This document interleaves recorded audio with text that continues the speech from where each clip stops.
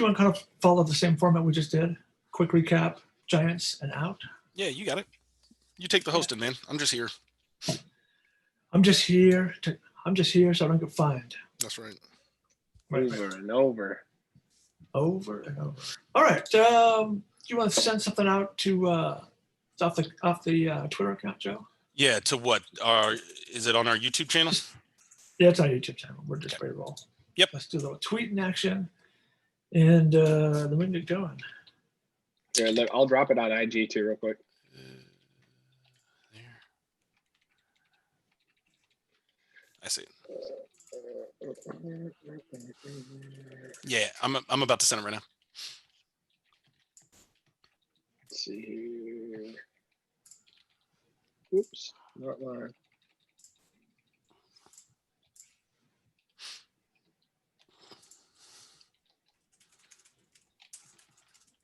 The most generic YouTube live now ever posted on IG. Works.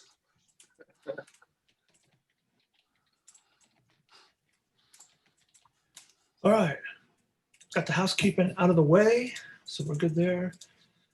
I'll see if we have some chat. So I got that window up. All right. Gentlemen, week 3 in the books, not the way we wanted to end, but I think we can all say if there's a silver lining game, that one had a small silver lining, the fact that they came back from way down just to give it up to end. You can agree or not agree with the call, etc. But anyways, we'll talk about that. We'll talk about the Giants, and then we will, I'm sure, come up with some other fun stuff. And if we have questions, I'll be monitoring the YouTube channel as well, see if anybody pops in with something, wants to ask us cues. But anyways, I'm Rob. That's Joe. That's Nick. We're doing the BTH Week 4 preview edition, Rams New York Giants. Gentlemen, thanks for joining. How's it going? Oh, good. Good. Yeah. How's life in Dallas, Joe? Are we below? Life in Dallas 100 isn't yet, hot anymore, still... so that's good. It's not 100 degrees every day. Yeah, I mean, it's good. It's good. A little too close to the Cowboys headquarters for my liking, but that's life. So are we, by not hot, are we under 100 or are we dropping into the 80s now? Some 80s. We had a morning the other day that was in the 50s. It was freezing. Good God. But no, we're under 100, and that's all that matters. That's a beautiful thing. We just survived our first week of nonstop rain, just kind of prepping us for our next 6 months, and then we're treated today. I think we're supposed to say 80 today. So we're gonna have one last bit of sunshine. No, it's not. I went out and did hiking yesterday, so I got my mountain time. Don't tell people that. It's terrible here. Don't move. Just keep away. Right? Stay everywhere else. Go to Montana. Whoa. No, that's too far, huh? Okay, so let's go back into what we had end of last week. Thoughts on what we saw with the Rams coming back on the Bills, only to have a questionable call by some. I kind of view it as karma from the Dallas game, but it is whatever. Nick, give us like Joe and I have been talking on the pod just now, so let's get some fresh take in here. What's your thought on what we saw last week against the Bills? I think it's discouraging to see him fall down in the first half. The weaknesses that this team has, I think, were shined very, very brightly in the first 2 quarters of that game. The opposite side of that, I think Sean has said that this week that this 2-1 team is a better team than last year's 3-0 team. And I wholeheartedly agree. That offense, I don't know if they could have operated any more efficiently than they did in the second half. And then the defense, they finally turned it up. I'm hoping that defense can recognize that that's the speed that they can play. And they do that for 4 quarters. That's what they need to do to win consistently in this league. Joe, thoughts on Sean McVay continuing to put this offense in a good position where they can just continually run the ball and make Jared Goff effective with that play action game? Yeah, how great was it they didn't abandon the run in the second half, right? Where we've seen that before, where when the Rams get desperate and they just go into pass-heavy mode, they didn't do that, and we saw the results. And as long as the offensive line continues to block as well as they have in the running game, Hendo's taking advantage. I'm sure we would expect Cam Akers to be able to put up good numbers too when he comes back if it's a similar opportunity for him. And I don't think that should surprise anybody. Like Sean said, they're certainly playing better than the team that we saw last year, even through the first 3 games, those 3 that we won before the 3-game slide. So I think the question, Nick and I were talking about it yesterday in Slack, is sustainability. Can they keep this up, and for how long? Obviously the next 2 weeks, I think we expect them to keep it up. But once we get past the bye and you get into the war of attrition of the NFC West, and we're playing San Francisco and Seattle and Arizona, and you got a New England game after the bye, that just like those first 2 games, Cowboys and Eagles, you got to, and even the Bills, you've got to be able to perform at a high level against good teams, not just the 2 that we got coming up. And I think as long as we can continue to do that, it's going to be exciting to see where this team goes. And large part of that, large part of that is health dependent. We've seen injuries continue to wreck the league, where the Rams have had, they got a couple small ones, but they've been able to overcome them because of depth. Yep. It just, it hasn't really affected them yet. And Reggie Scott deserves a lot of, his staff deserve a lot of credit for that. Any thoughts, like wrapping up? You had mentioned, so I'm going to be sticking with the run. That thing I mentioned in the last pod we did, the post-game pod right after the game, is that in 2018, maybe not because they were rolling, but at least 2019, the first sign of trouble and the run was an afterthought. Now, is that because there was no trust behind Todd Gurley and that Michigan offensive line or whatever? But I think it was a nice sign to see him just come back, even as down as they were early in the third quarter, and say, no, this is the plan. This is what we're going to do. We'll get back into it that way, which helps their defense. It keeps them fresh. You're not just going 3 and out, and keeping those guys on the field, allowing them to make plays, allowing them to stay fresh, get after Josh Allen with those fresh legs. Aaron Donald was, I think you mentioned on that pod just now, that he hit Hulk mode and took over that second half. Why doesn't Nick like Aaron Donald? How come you never should give Aaron Donald any praise, Diz? His son. Is he still grounded? That's my son. No, not at all. You know what the sad part about that game was, is that he was so dominant the second half that the loss overshadowed how dominant he was. Yeah. Like, if they come back and win that game, the narrative probably isn't on the offense and how amazing they were. Yeah.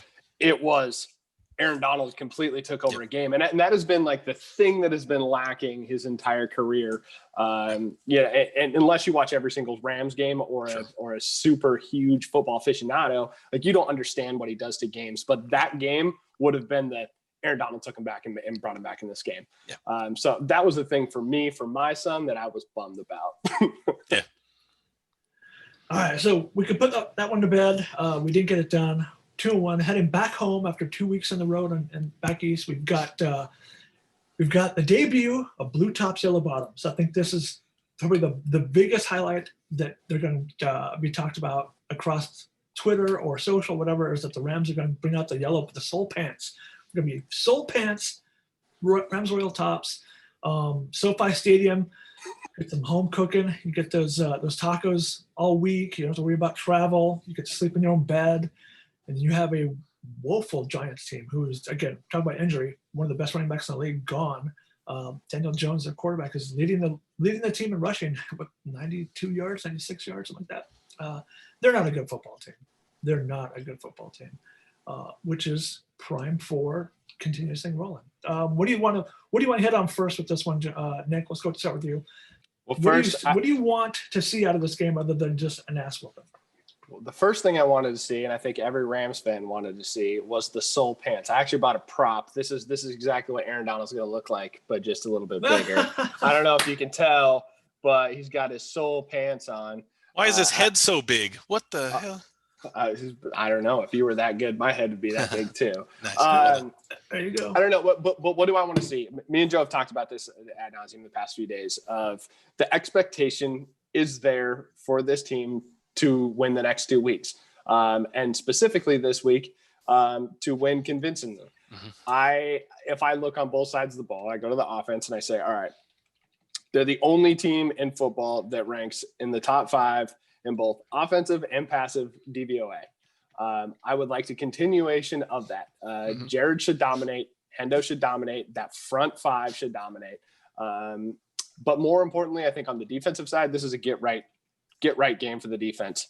They don't allow a touchdown this week. They can't. That should be what they're working towards, is do not let them into end zone. And it's probably at a good time for them to do that, right?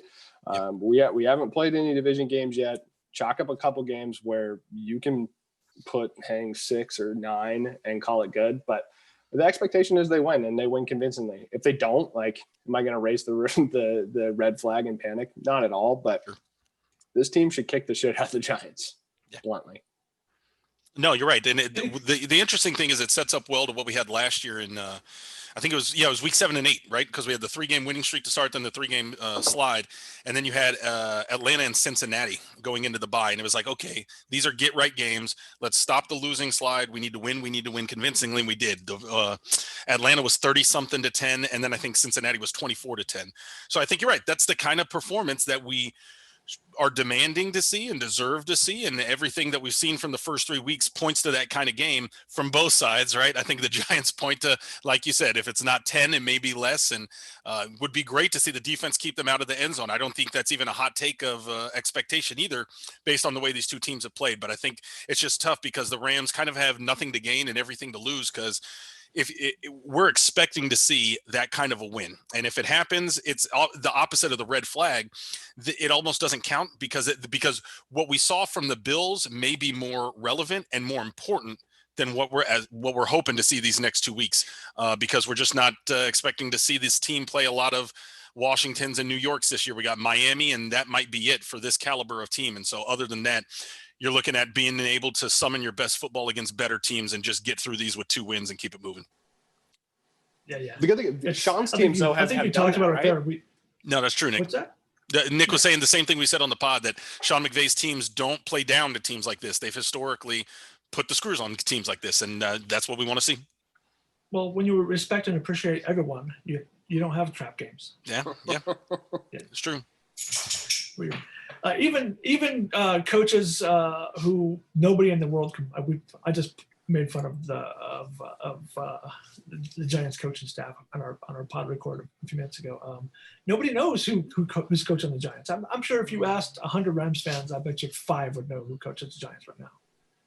How many of them would actually go back and say, like, I don't know, Tom Coughlin, or just admit it? Yeah, no, Judge. But to Joe Judge's point is, he's got to win his way out of that hole. And same thing for the Giants, right? Where the roster, just especially without Saquon, isn't good enough to provide them any popularity. And that's just the way it works, right? We went through this with the Rams for plenty of seasons where if you had asked people who Adam Carricker was or who Brian Leonard was, or a lot of the guys that we knew as Rams fans, nobody would have known those guys. And it's because we weren't winning and we weren't on national broadcast. And to be honest, we didn't deserve the attention from most neutral fans. And that's different now for the Rams. And that's the hole that the Giants are in. And if they want to be known for more than throwing interceptions, they're going to have to play their way out of it. And hopefully that doesn't happen anytime soon.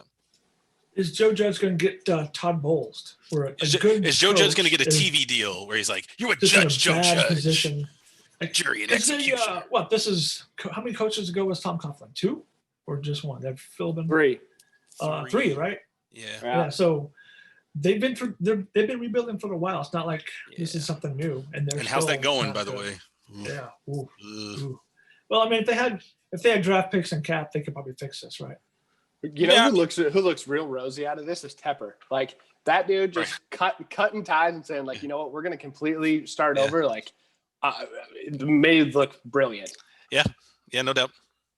And at least it gives them a chance to say, we're starting from scratch, and they don't have the quarterback yet, so they've got opportunities open where, because the Giants, like a lot of teams, like the Bears and Trubisky, like some of these other guys, when you take that early quarterback and it doesn't work out, you kind of get stuck in it for another cycle. And Bradford.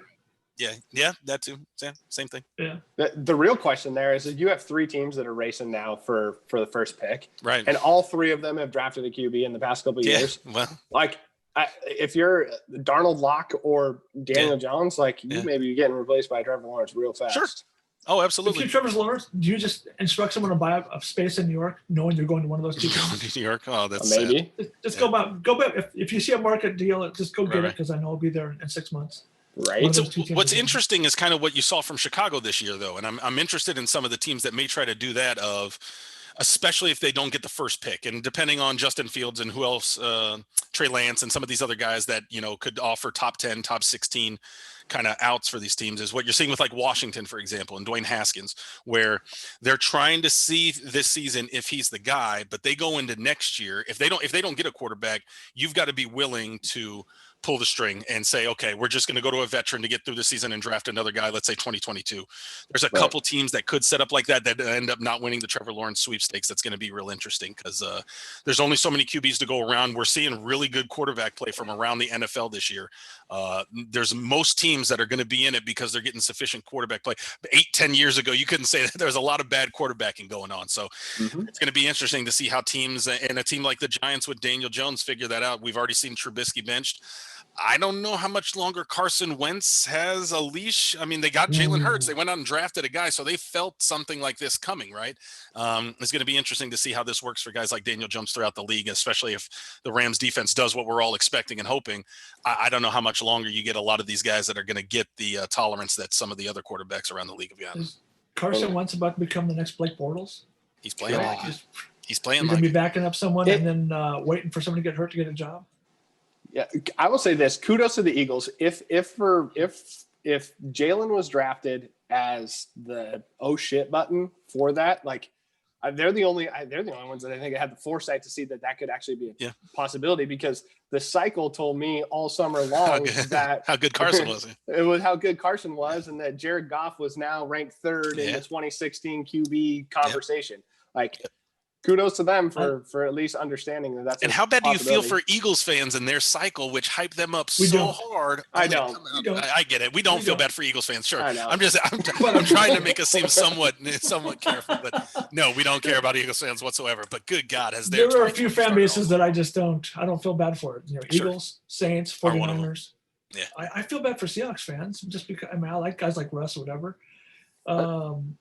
But I can't. They don't need your pity though. Seahawks. No, they're good. They are good. They're good. It's unfortunate, but they're pretty good. So did you feel like you were watching a Seahawks game last weekend? Because I did.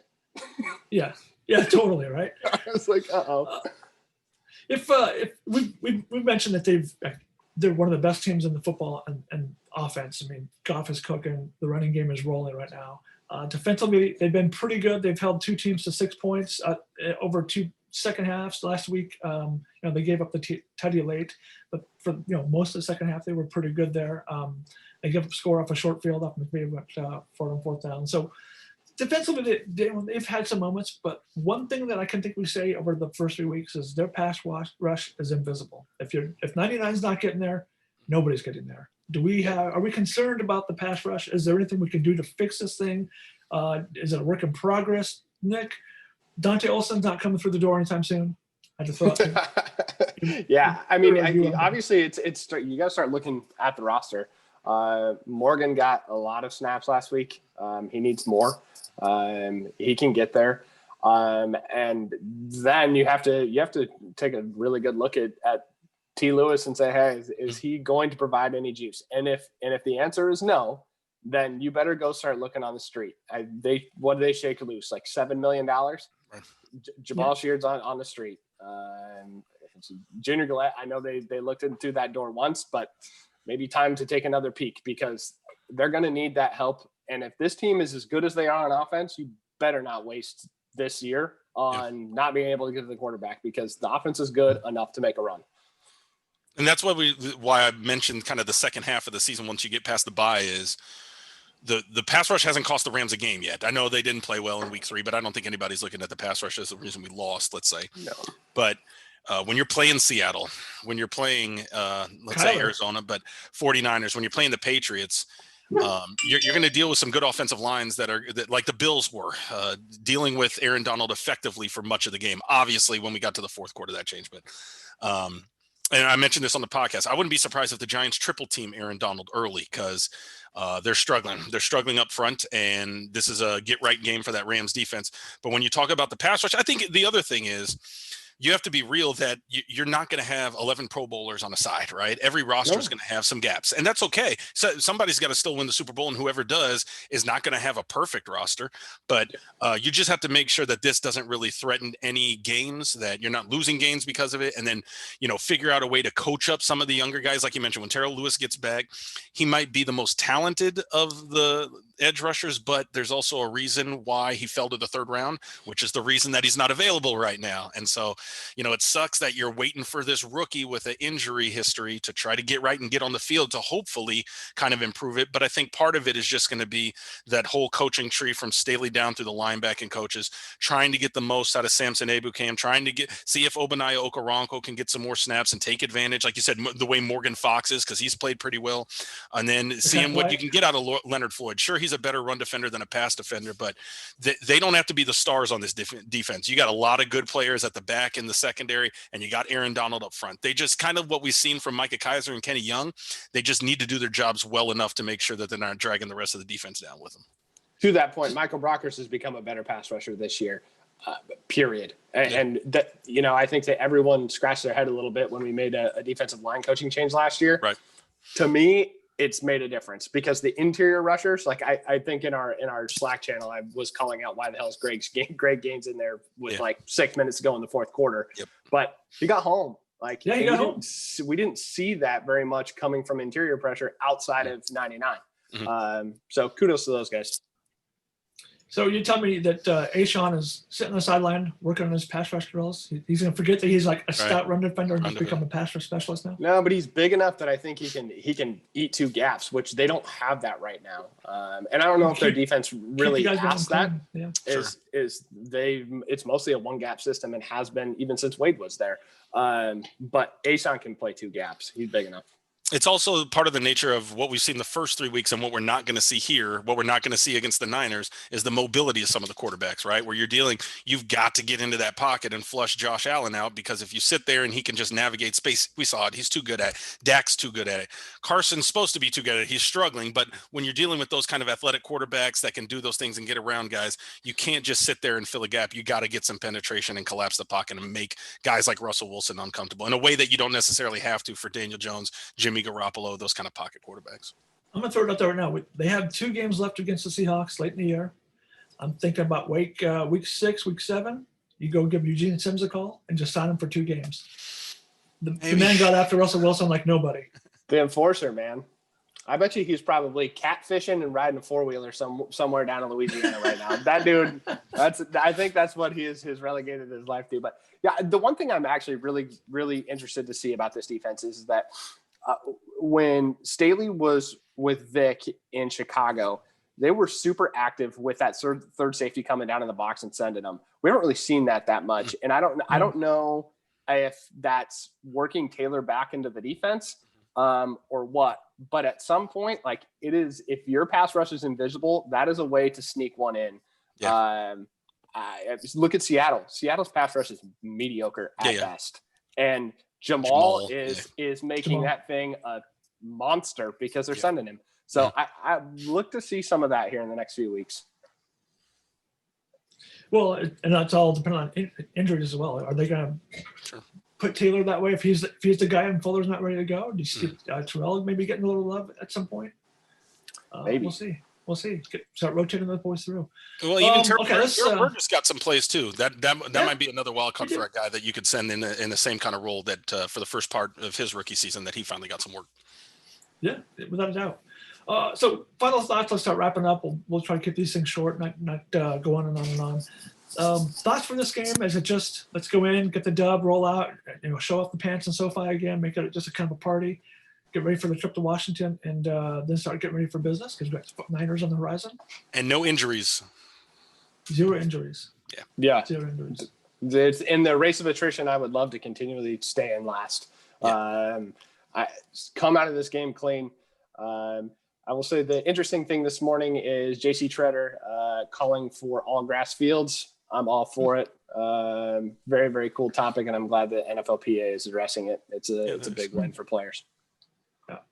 Especially when we're talking about a New York team that's been dealing with some field issues of their own. I don't know if you guys saw. Yeah, they were fairly under the gun on that, and I think we had a game canceled in 2018 down in Mexico because of the field, and we talked about the precedent that set. I think you're starting to see players take their injuries and how it has to do with the field a lot more seriously and a lot more actively, and I'm with Diz. That's a good thing. Yeah, Kyle Shanahan made note of it after the first game there against the Giants, right, or was it Jets, and they got wrecked on that field. Kind of remind like the old vet. Remember Philadelphia? People Right. hated playing there because that steams were everywhere. You can't have that when you've got the multi-billion-dollar industry that is the NFL, which is predicated on stars and player health. You can't put those guys at risk. We're going to FedEx in week 5, man. That's going to be a 2020. legitimate. It's going to be a legitimate issue. Yeah. Yeah. Gents, thanks for joining.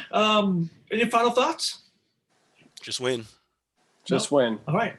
We have 0 questions from YouTube, so we're just going to cut this thing short.